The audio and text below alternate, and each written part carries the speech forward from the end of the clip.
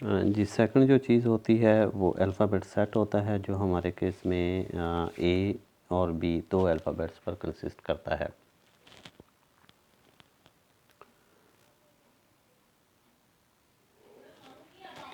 तीसरी चीज़ finite set of transitions होती हैं। फाइनाइट सेट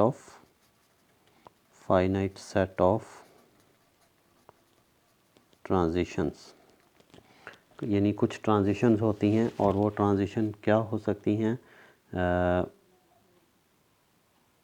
एक स्टेट से दूसरे स्टेट पर ट्रांजिशन होती हैं और उसमें हम ट्रांजिट कर सकते हैं बाय रीडिंग स्पेसिफाइड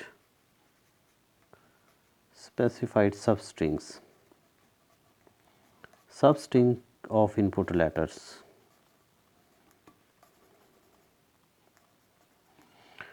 सब स्ट्रिंग्स ऑफ इनपुट लेटर्स को हम स्पेसिफाई करके जो इनपुट लेटर्स की स्पेसिफाइड सब स्ट्रिंग होती है वो हम रीड करके हम पहुंच जा सकते हैं। तो ये है सिंपल सी डेफिनेशन, लेकिन डेफिनेशन पर आपको ज़्यादा कंसंट्रेट करने की ज़रूरत नहीं है, सिर्फ अंडरस्टैंडिंग डेवलप करना ही काफ़ी है कि ये डेफिनेशन होती है। बाकी कॉन्सेप्ट आपको पता होना चाहिए, डिफ्रेंशिएट करना आपको आना चाहिए कि कब एक ऑटोमेटिक मशीन जो होती है, ऑटोमेटा मशीन जो होती है वो टीजी बन जाती है, कब वो एनएफए होती है और कब वो डीएफए होती है। तो ये डिफ्रेंशिएशन आपको पता होनी चाहिए। तो मैं बता रहा था कि इसके कुछ जितनी इसको हमने पावर दी है, इस पावर के साथ साथ हमें कुछ इसके नुकसानात भी हैं। वो नुकसानात क्या हैं?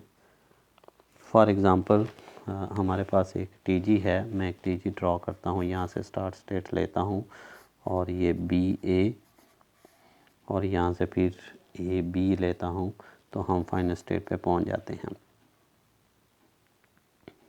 ठीक है, और फिर हम यही एक और डायरेक्शन से भी हम एक फाइनल स्टेट पे पहुँच जाते हैं। अब अगर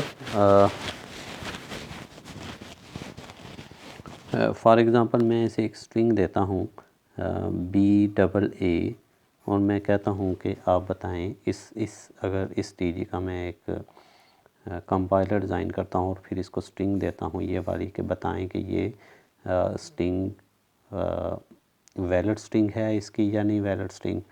तो एक तो ये है कि फ़र्ज़ करें वो इसको दो तरीक़ों से टोकनाइज़ कर सकता है। मसलन वो ये है कि BA पहले पढ़ ले और फिर ए भी बाद में पढ़ ले, तो वो फिर ये वाला रास्ता अडॉप्ट करेगा कि बी ए अगर उसे पहले रीड होता है तो वो इधर जाएगा और फिर ए भी रीड होता है तो एक्सेप्ट स्टेट पर पहुंच जाएगा और वो कहेगा जी ये वैलिड स्ट्रिंग है। दूसरा ये है कि वो टोकनाइज इस तरीके से कर सकता है कि BAA पहले रीड कर ले और बी बाद में रीड कर ले, तो फिर भी वो फाइनल स्टेट पे पहुंच जाएगा। तो इस तरीके से एक ही स्ट्रिंग को एक्सेप्ट करने के दो डिफरेंट पाथ हमारे पास मिल जाते हैं। तो ये एक आगे जाके प्रॉब्लम हमारे लिए बन सकता है। मसलन फॉर एग्ज़ाम्पल इस केस में तो हमने ये पाथ हासिल किया तो फाइनल स्टेट पे पहुंच गए, ये पाथ लिया तो भी फाइनल स्टेट पे पहुंच गए। बाज़ औक़ात ऐसा होगा कि एक पाथ लेने से हम फाइनल स्टेट पे नहीं पहुंच पाते और दूसरा लेने से फाइनल स्टेट पे पहुंच जाएंगे, मसलन इंटरमीडिएट स्टेट पे पहुंच जाएंगे दूसरा में, और एक में फाइनल स्टेट पे पहुंच जाएंगे। तो तब जब एक ही वर्ड को एक्सेप्ट करवाने के लिए मशीन दो डिफरेंट पाथ मुहैया कर देती है, तो इसका मतलब नॉन डिटर्मिनिज़म तो उसमें आ ही गया। तो नॉन डिटर्मिनिज़म आने की वजह से एक ही पर्टिकुलर स्ट्रिंग जो है वो एक्सेप्ट स्टेट पर पहुंच भी पाती है और नहीं भी पहुंच पाती। फॉर एग्ज़ाम्पल इसी टीजी की मैं अगर एग्ज़ाम्पल दूं, इसी टीजी को मैं इस तरीके से बना लूँ, अगर start state BA AB final और फिर BAAB।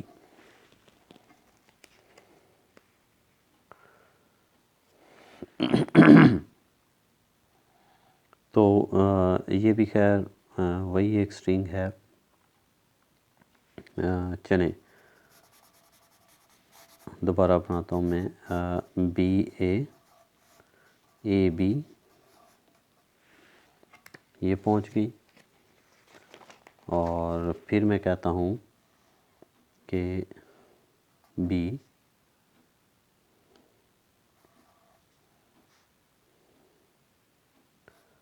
फिर ए, फिर ए बी।